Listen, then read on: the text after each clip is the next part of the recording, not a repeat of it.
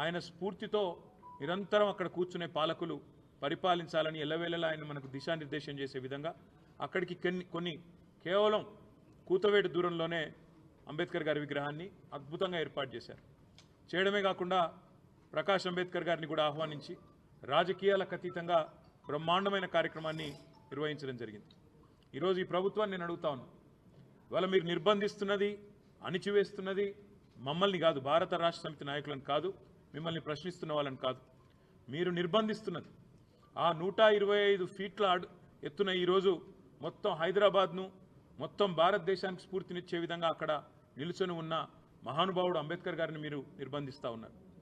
మీకు కోపం ఉంటే మా మీద ఉండవచ్చు, కేసీఆర్ గారి మీద ఉండవచ్చు, భారత రాష్ట్ర సమితి మీద ఉండొచ్చు, మా మీద అక్కసు ఉండొచ్చు. కానీ ఆ అక్కసును ఒక మహానుభావుడు ఏప్రిల్ 14 వారి జయంతి, డిసెంబర్ 6 అంబేద్కర్ గారి వర్ధంతి, మధ్యలో రాజ్యాంగ దినోత్సవం కూడా ఉన్నది.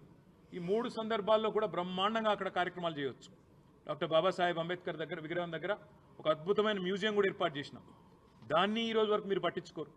కనీసం తాళాలు కూడా తెరవకుండా గేట్లకు తాళాలు వేసి పెట్టి అపరిశుభ్రంగా ఈరోజు ఆ మహనీయుణ్ణి అవమానించే విధంగా వారిని కూడా నిర్బంధించి పెట్టింది కాంగ్రెస్ పార్టీ అని చెప్పడంలో ఎలాంటి రెండో ఆలోచన కానీ రెండో అభిప్రాయం కానీ మాకు లేనేలేదు.